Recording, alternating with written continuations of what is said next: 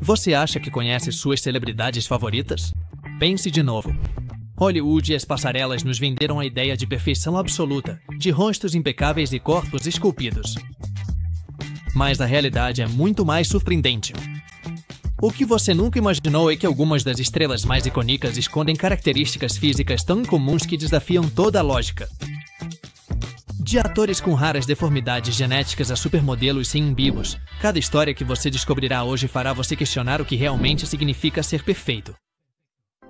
Michael B. Riemann e displasia ectodérmica hipoidrótica. Um mundo onde a aparência física define não apenas como os outros o veem, mas também as oportunidades que surgem em seu caminho. Nesse contexto, surge a figura de Michael B. Riemann, um ator cujo rosto é inconfundível no gênero do terror.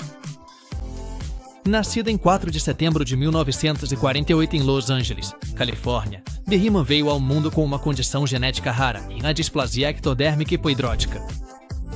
Essa doença afeta o desenvolvimento de estruturas derivadas do ectodermo embrionário, como o cabelo, as unhas e as glândulas sudoríparas.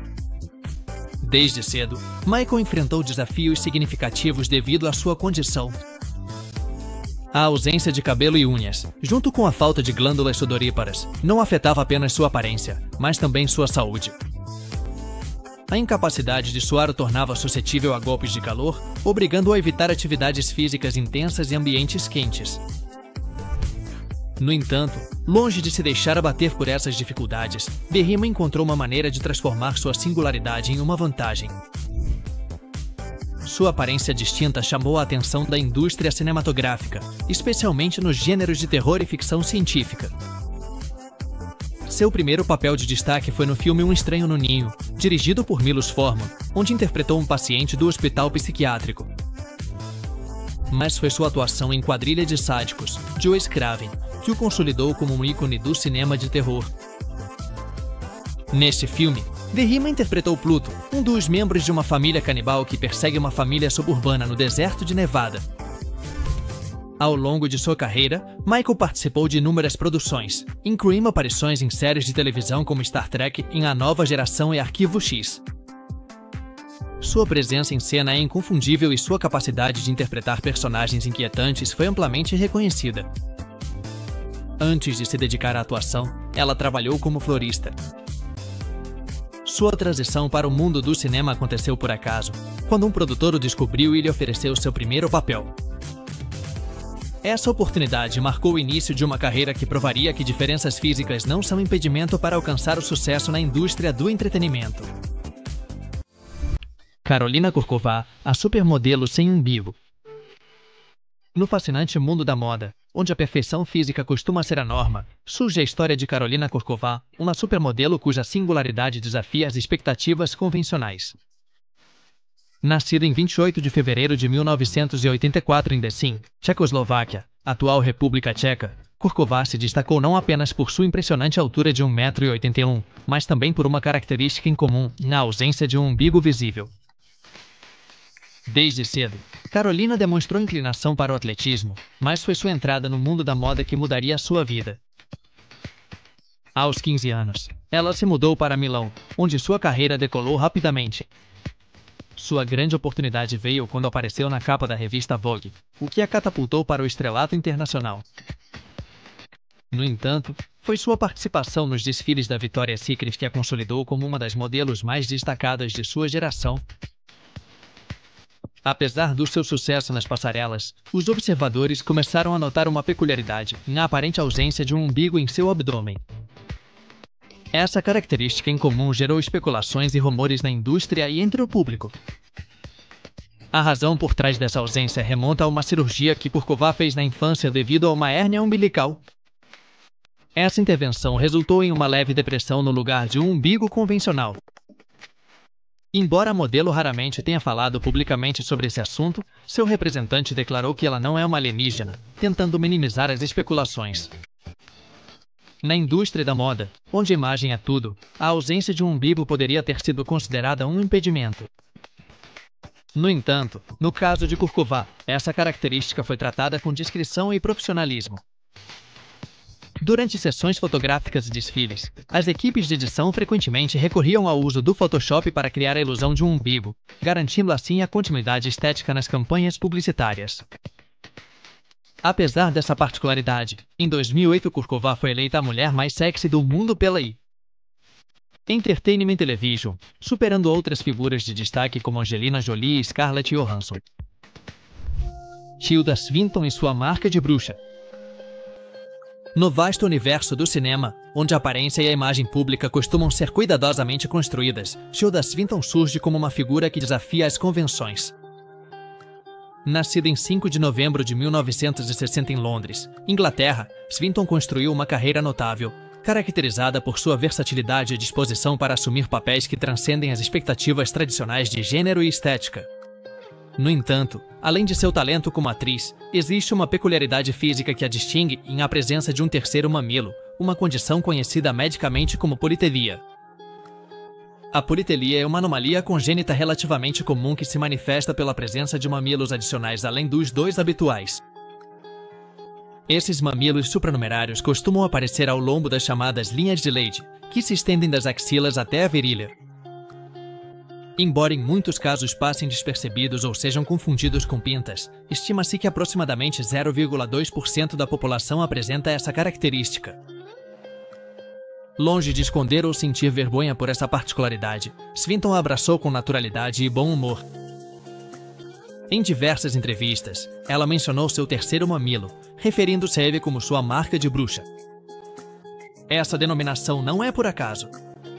Historicamente, durante os julgamentos de bruxaria na Europa, a presença de mamilos adicionais era considerada um sinal de bruxaria, uma superstição que acrescentava um estigma àqueles que os possuíam.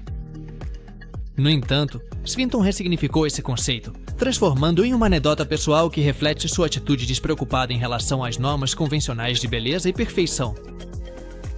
Desde a infância, Tilda demonstrou uma inclinação para desafiar as normas estabelecidas. Vinda de uma família aristocrática escocesa, ela frequentou escolas renomadas como a West Heath Girls' School, onde foi colega da princesa Diana.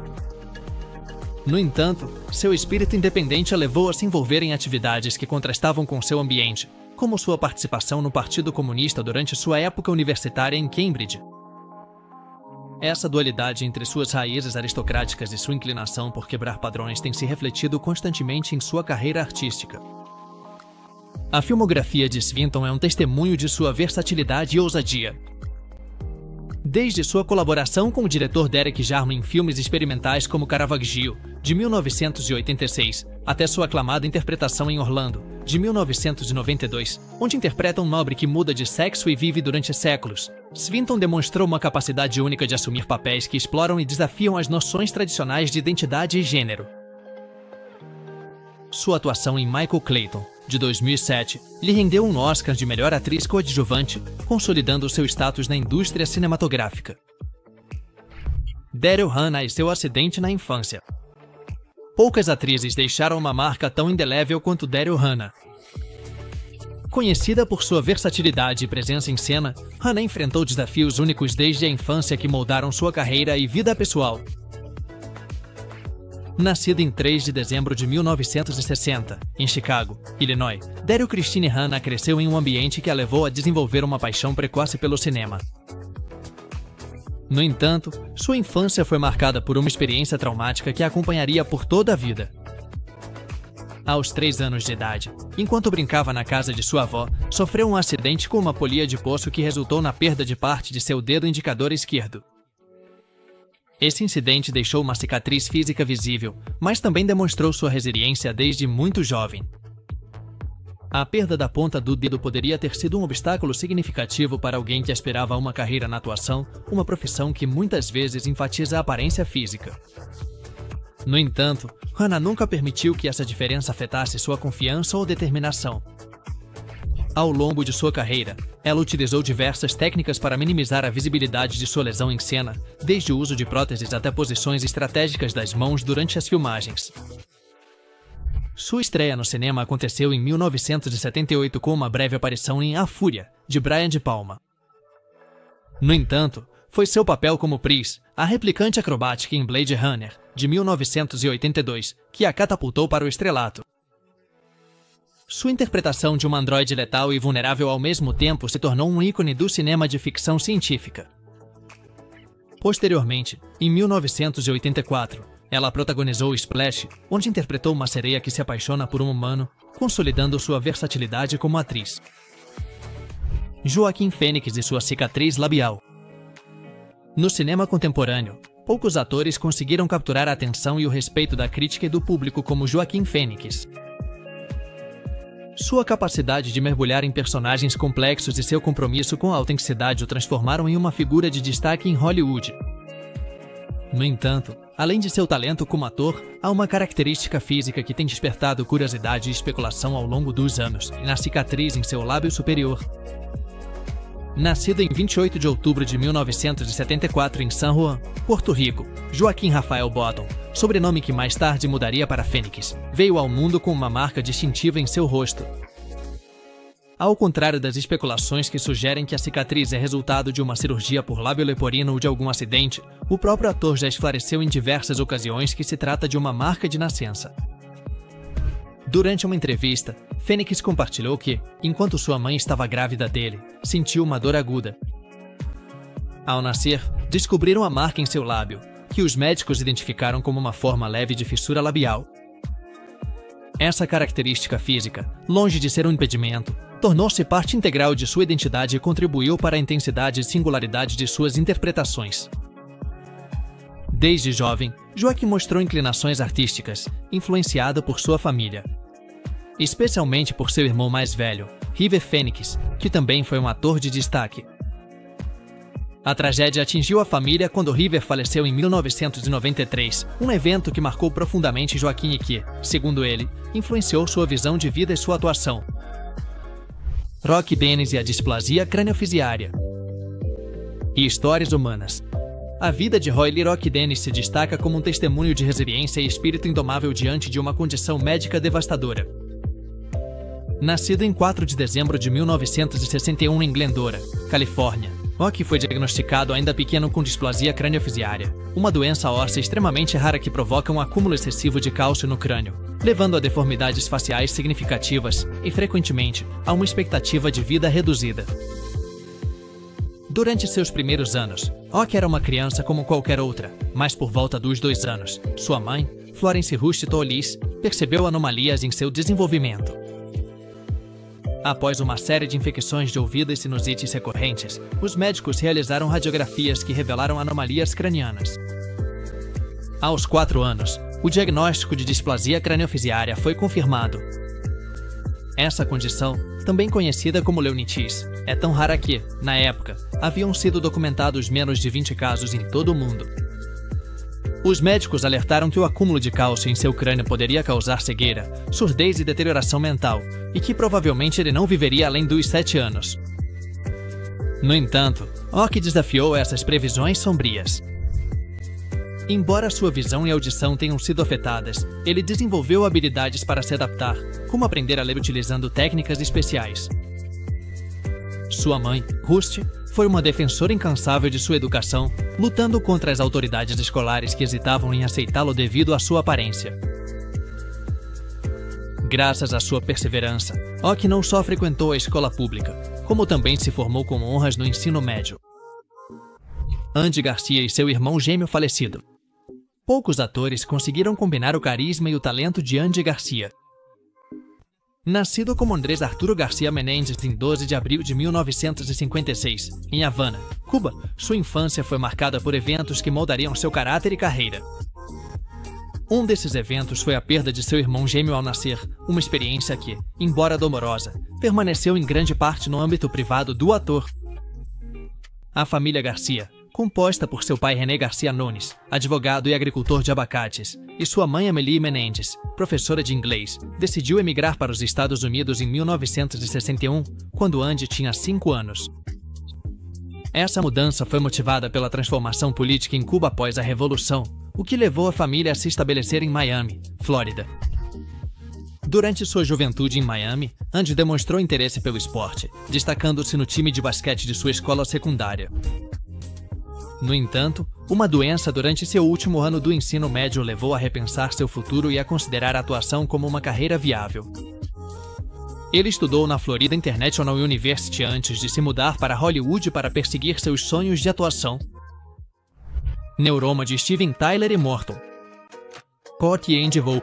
Poucos artistas personificaram a energia e o frenesi do palco como Steven Tyler, o carismático vocalista do Aerosmith. Nascido em 26 de março de 1948 em Yonkers, Nova York, Tyler cativou plateias do mundo inteiro com sua voz marcante e presença de palco eletrizante. No entanto, por trás de sua imagem de estrela do rock, ele enfrentou desafios físicos significativos, especialmente relacionados a uma condição dolorosa nos pés conhecida como neuroma de Morton. O neuroma de Morton é uma condição que envolve o espessamento do tecido ao redor de um dos nervos que vão até os dedos do pé, geralmente entre o terceiro e o quarto metatarso. Essa condição provoca dor aguda, queimação e, frequentemente, a sensação de ter uma pedra dentro do sapato. As causas comuns incluem o uso de calçados inadequados, como sapatos de salto alto ou de bico fino, e atividades que exercem pressão repetitiva sobre o antepé. Para um artista como Tyler, cuja carreira foi marcada por apresentações enérgicas e movimentos constantes no palco, o impacto dessa condição foi particularmente severo. Durante décadas, seus pés suportaram o peso de seu estilo de vida ativo e de suas apresentações dinâmicas, o que agravou ainda mais a condição. Em 2008, a dor se tornou tão intensa que foi necessária uma intervenção cirúrgica para aliviar a pressão sobre o nervo afetado. Megan Fox e seu polegar curto.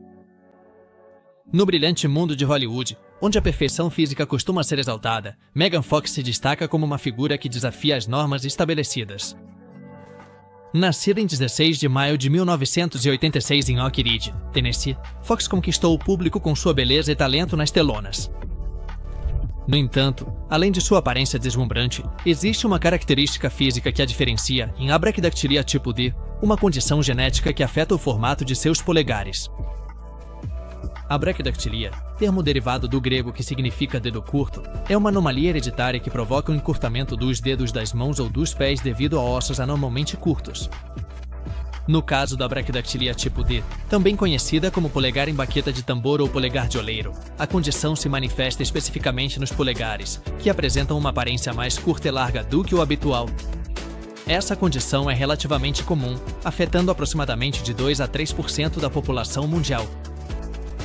Caracteriza-se por uma falange distal do polegar mais curta e larga, acompanhada de uma unha igualmente larga e curta. Embora na maioria dos casos seja uma condição benigna que não afeta a funcionalidade da mão, pode ser motivo de insegurança para quem a possui devido a questões estéticas. David Bowie e sua anisocoria.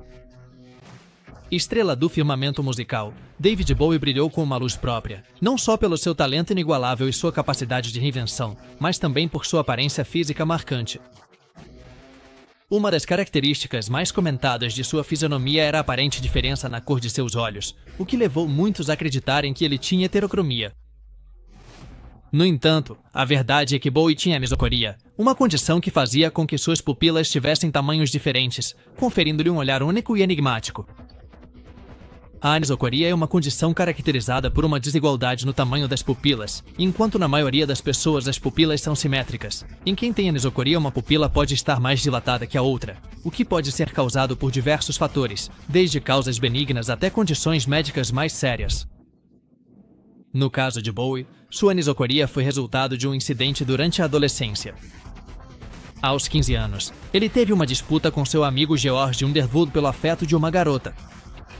A briga terminou quando Underwood lhe deu um soco no olho esquerdo, causando uma lesão que resultou em paralisia do músculo que contrai a íris. Como consequência, a pupila do seu olho esquerdo ficou permanentemente dilatada, dando-lhe a aparência de ter um olho de cor diferente do outro. Matthew Perry e seu dedo amputado. No mundo da televisão, poucos personagens deixaram uma marca tão indelével quanto Chandler Bing, interpretado magistralmente por Matthew Perry na icônica série Friends. Por trás das risadas e do humor característico de Chandler, Perry escondia uma particularidade física que muitos desconhecem em a perda da ponta do dedo médio direito devido a um acidente na infância. Nascido em 19 de agosto de 1969 em Williamston, Massachusetts, Matthew Perry enfrentou um incidente infeliz ainda muito jovem. Segundo relatos, Quando era criança, seu avô fechou acidentalmente a porta de um carro sobre sua mão direita, o que resultou na perda da ponta do dedo médio. Esse acidente deixou uma marca permanente em sua mão, embora não tenha afetado sua habilidade de gesticular ou atuar. Ao longo de sua carreira, essa particularidade passou despercebida por muitos espectadores. No entanto, alguns fãs mais atentos notaram a diferença no comprimento do dedo médio durante certos episódios de Friends. Esse detalhe, longe de ser um impedimento, acabou se tornando mais uma característica do ator, que continuou sua carreira sem que essa lesão afetasse seu desempenho. Jane Seymour e seu dedo fundido. Em Hollywood, poucas atrizes conseguiram manter uma carreira tão longa e versátil quanto Jane Seymour. Nascida como Joyce Penelope Wilhelmina Frankenberry em 15 de fevereiro de 1951, em Londres, Inglaterra, Seymour encantou o público com seu talento e elegância. No entanto, por trás de sua presença impecável nas telas, existe uma particularidade física que poucos conhecem em assindactilia, uma condição congênita que provoca a fusão de 2 ou mais dedos. A sindactilia é uma anomalia genética que se manifesta quando os dedos das mãos ou dos pés estão unidos entre si. Essa condição pode variar desde uma simples ligação da pele até uma fusão completa dos ossos, podendo afetar a funcionalidade dependendo de sua gravidade. Em muitos casos, é simplesmente uma característica estética que não impede o desempenho normal da pessoa. No caso de Jane Seymour, sua sindactilia afeta 2 dedos do pé direito que estão parcialmente fundidos. Essa particularidade não foi um impedimento em sua carreira. Na verdade, a atriz raramente esclite a microcefalia.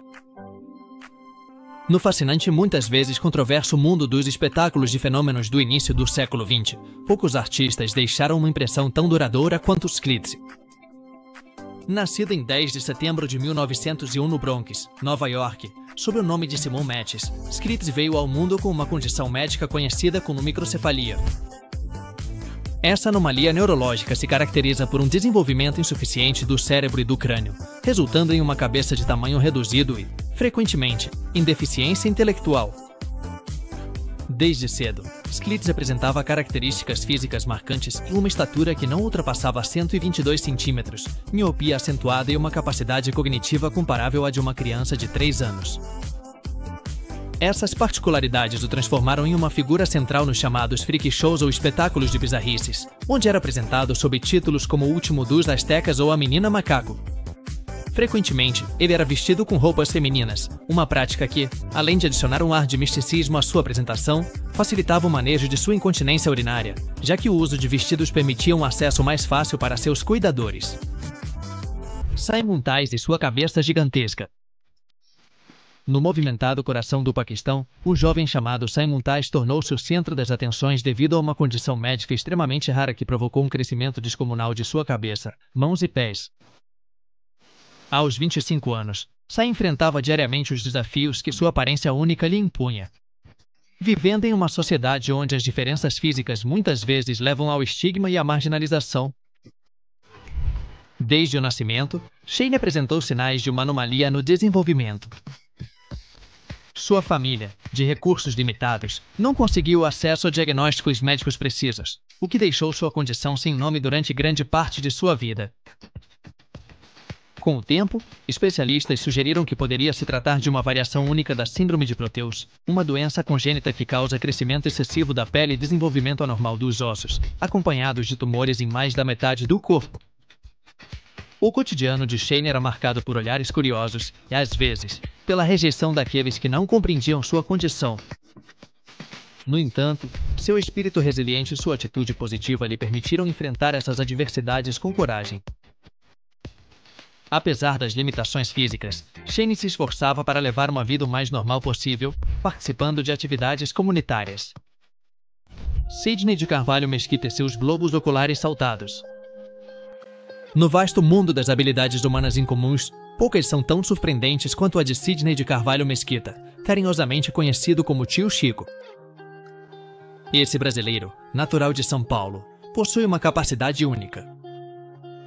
Ele consegue fazer com que seus globos oculares saltem para fora das órbitas até 18,2 milímetros, uma façanha que lhe garantiu um lugar no livro dos recordes Guinness. A história de Sidney com sua habilidade começou aos 9 anos de idade. Como muitas crianças, ele gostava de fazer caretas em frente ao espelho. Foi durante essas sessões de brincadeira que ele descobriu que conseguia projetar seus olhos além do normal. Ao mostrar essa habilidade para a família, inicialmente causou preocupação, pois temiam que pudesse ser sintoma de algum problema de saúde. No entanto, após consultar especialistas, foi determinado que sua capacidade não representava nenhum risco para sua saúde. Joseph Merrick e a Síndrome de Proteus. Na Inglaterra vitoriana, um homem desafiou as percepções da sociedade sobre normalidade e humanidade. Joseph Merrick, conhecido mundialmente como o Homem-Elefante, nasceu em 5 de agosto de 1862 em Leicester. Sua vida foi marcada por uma condição médica extremamente rara que provocou deformidades físicas severas, tornando-o objeto de curiosidade e, infelizmente, de exploração. Desde cedo, Merrick apresentou sinais de anomalias físicas. Aos 5 anos, começaram a aparecer tumores e um crescimento anormal da pele dos ossos, especialmente na cabeça, nos braços e nos pés. Essas deformidades progrediram rapidamente, isolando socialmente e dificultando sua capacidade de levar uma vida normal. Durante muito tempo, acreditou-se que Merrick sofria de neurofibromatose tipo I, uma doença genética que causa tumores no tecido nervoso. No entanto, estudos posteriores sugerem que sua condição era, na verdade, a Síndrome de Proteus, uma doença congênita extremamente rara que provoca um crescimento excessivo da pele, dos ossos e de outros tecidos. Verne Troyer e seu nanismo. No vasto mundo do cinema, poucos atores deixaram uma impressão tão duradoura quanto Verne Troyer. Com uma estatura de apenas 81 centímetros, Troyer se destacou não só pelo seu tamanho, mas também pelo seu imenso talento e carisma, que o levaram a interpretar papéis memoráveis em Hollywood. Nascido em 1º de janeiro de 1969 em Sturgis, Michigan, Verne J. Troyer veio ao mundo com uma condição genética rara conhecida como hipoplasia cartilagem-cabelo. Essa doença congênita afeta o desenvolvimento da cartilagem do cabelo, resultando em baixa estatura e fios de cabelo finos e escassos. Além disso, pode estar associada a deficiências do sistema imunológico. Desde cedo, Troyer enfrentou os desafios que sua condição impunha. No entanto, sua família sempre o apoiou, tratando-o da mesma forma que seus irmãos e incentivando nele uma atitude resiliente e positiva. Essa criação lhe permitiu desenvolver uma autoestima forte e uma determinação inabalável para perseguir seus sonhos. Sua entrada no mundo do entretenimento começou como dublê no filme Uma Babá Quase Perfeita em 1994. Sua habilidade para realizar acrobacias e seu profissionalismo abriram portas para mais oportunidades na indústria cinematográfica. No entanto, foi seu papel como Minnie na saga Austin Powers que o catapultou para a fama internacional. Interpretando o clone em miniatura do Dr. Evil, Troyer conquistou o público com seu humor e carisma. Além de seu trabalho no cinema, Troyer participou de diversos programas de televisão e reality shows.